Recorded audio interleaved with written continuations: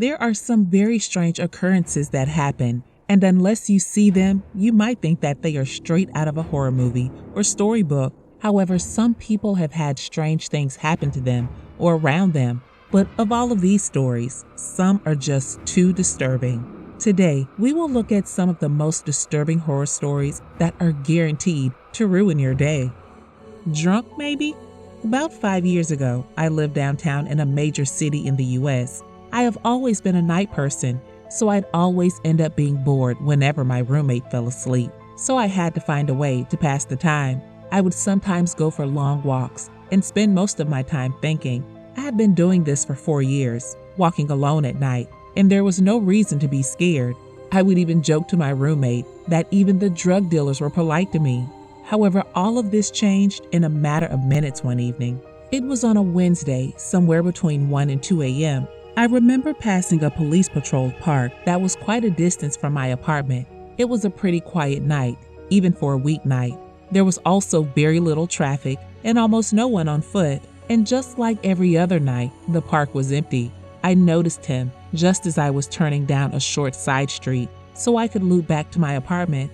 At the very end of the street, on the same side I was on, there was a silhouette of a man dancing. It was a very strange dance, similar to a waltz, but he always finished each box with an odd forward stride.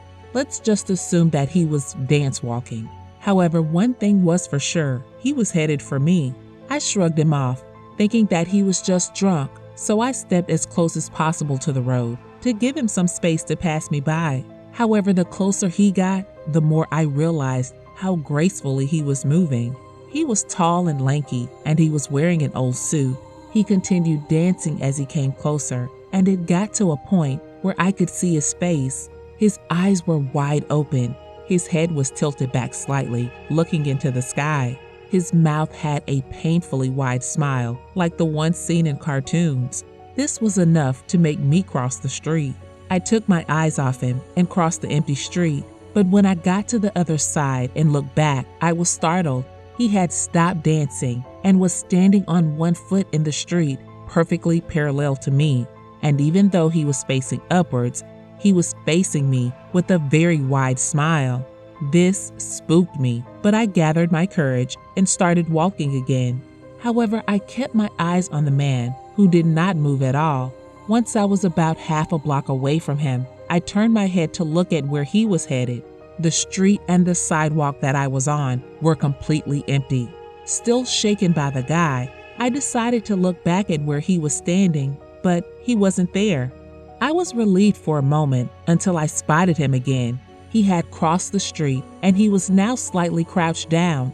I couldn't tell for sure though because of the distance and the shadows. One thing that I was certain about was that he was facing me. I only took my eyes off him for less than 10 seconds, but he had already crossed the road. I was so frightened that I froze there, staring at him. He then started moving towards me, taking giant, exaggerated, tiptoed steps this time. It was as though he was a cartoon character sneaking up on someone.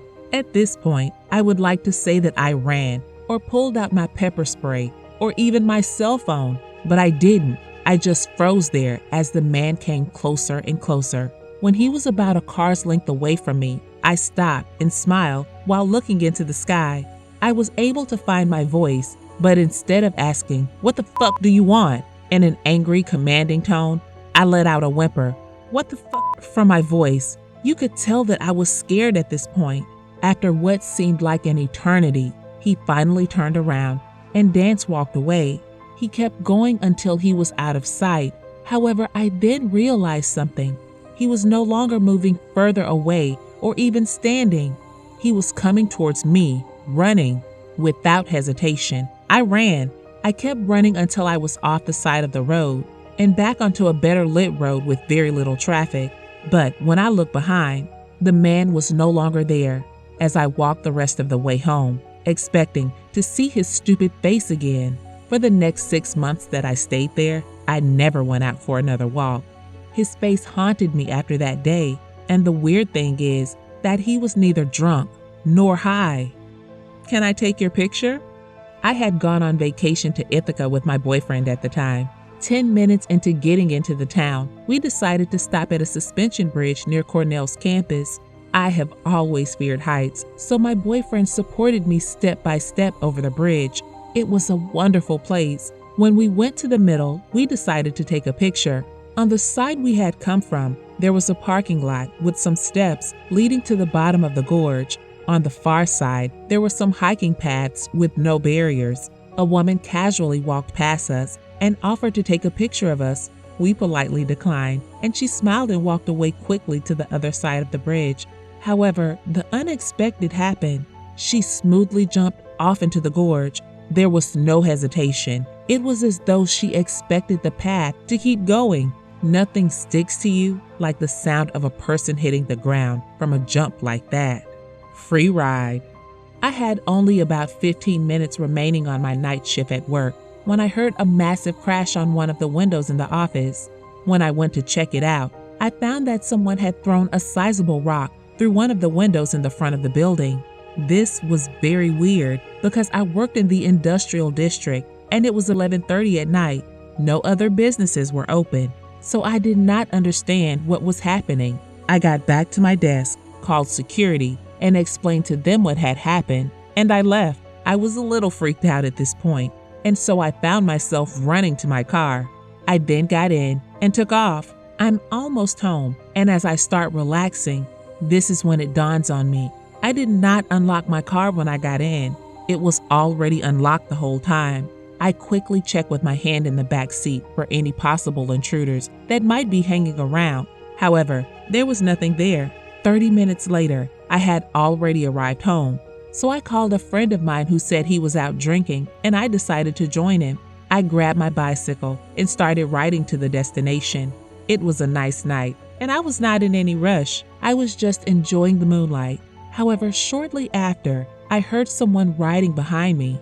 I straightened up so that I could give him space to pass. He then passed me slowly, and when he got next to me, he gave me a very weird smile. It actually startles me, and I am taken aback as he rides along. However, this is when I realized that this psycho was riding my mom's bike. Instead of riding home, I chose to sprint. When I got there, I confirmed my fears. My mom's bike was gone, and not only that, but one of my car doors was open. It was the back left one. For more stories like these ones, you can take a look at our channel. Make sure you smash that like button and subscribe to get the latest horror stories. Thanks for watching, and I'll see you in the next one.